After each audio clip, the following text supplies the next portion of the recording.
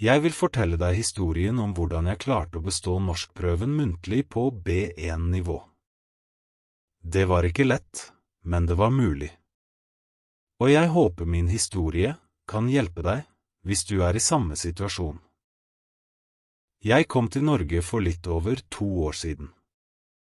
Jeg begynte å jobbe nesten med en gang, og jeg lærte noen norske ord på jobb. Men jeg visste at det ikke var nok. For å kunne beholde jobben min, for å søke permanent opphold og senere statsborgerskap, måtte jeg ha B1 på muntlig norskprøve.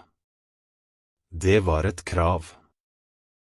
Et viktig mål for meg og familien min. Men problemet var: jeg forstod ganske mye norsk, men jeg klarte ikke snakke godt. Jeg manglet ord. Jeg sa korte setninger. Jeg var redd for å gjøre feil. Og hver gang jeg snakket, hørte jeg meg selv og tenkte: det der var dårlig norsk. Jeg gikk på norskkurs. Men med jobb, barn og alt annet, hadde jeg lite tid. Og jeg merket at jeg trengte noe mer konkret, noe som faktisk ville hjelpe meg og forberede meg til prøven. Så en dag så jeg en PDF fra NTN skole. Den het Norskprøven muntlig B1, 100 spørsmål og svar. Og prisen var bare 290 kroner. Jeg tenkte, dette er billig. Jeg har ikke så mye å tape. Men det viste seg å være den viktigste investeringen jeg har gjort i språklæringen min. PDF-filen var full av spørsmål som faktisk kommer på prøven. Fortell om deg selv. Hva liker du å gjøre på fritiden? Si din mening om et tema. Og så videre. Men ikke bare spørsmål. Den hadde eksempelsvar, formuleringer, forklaringer og tips. Hvordan bruke fordi og for eksempel for å snakke lengre. Hvordan bygge opp et svar i 3 deler, mening, begrunnelse og eksempel.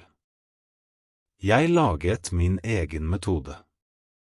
Jeg leste spørsmålene høyt. Jeg prøvde å svare med egne ord. Jeg spilte meg selv med mobilen, og jeg hørte på opptaket for å se hva jeg kunne forbedre. Hver gang jeg øvde, lærte jeg noe nytt. Jeg fikk bedre uttale, mer flyt, og jeg ble mer trygg. Ikke perfekt, men bedre hver dag. Jeg ble også med i WhatsApp-gruppen til NTN skole. Der var det mange andre som også forberedte seg. Vi delte spørsmål, svarte hverandre, og hjalp hverandre å forstå. Og ikke minst, på YouTube-kanalen Norsk Tolk fant jeg en spilleliste med de samme spørsmålene fra PDF-filen. Jeg brukte den hver dag. På bussen, på tur, på kjøkkenet. Å høre svarene flere ganger gjorde det mye lettere å huske dem. Etter hvert begynte jeg å snakke med stemmen i hodet mitt på norsk. Så kom prøvedagen. Jeg var nervøs selvfølgelig. Men jeg var også forberedt. Og det som skjedde, var nesten utrolig. Jeg fikk et spørsmål som jeg hadde øvd på mange ganger fra PDF-filen.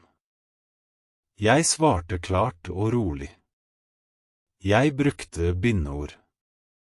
Jeg ga et eksempel. Jeg besto, jeg fikk B1. Hvis du vil ta norskprøven, trenger du kanskje ikke dyre kurs. Det viktigste er at du har noe som faktisk hjelper deg. Du trenger noe som er konkret og nyttig, og du må øve hver dag. Jeg anbefaler på ekte PDF-filen fra NTN skole. YouTube-spillelisten fra Norsk Tolk. WhatsApp og Facebook-gruppen. Bruk alt, øv, spill inn deg selv, snakk, gjør feil, og prøv igjen.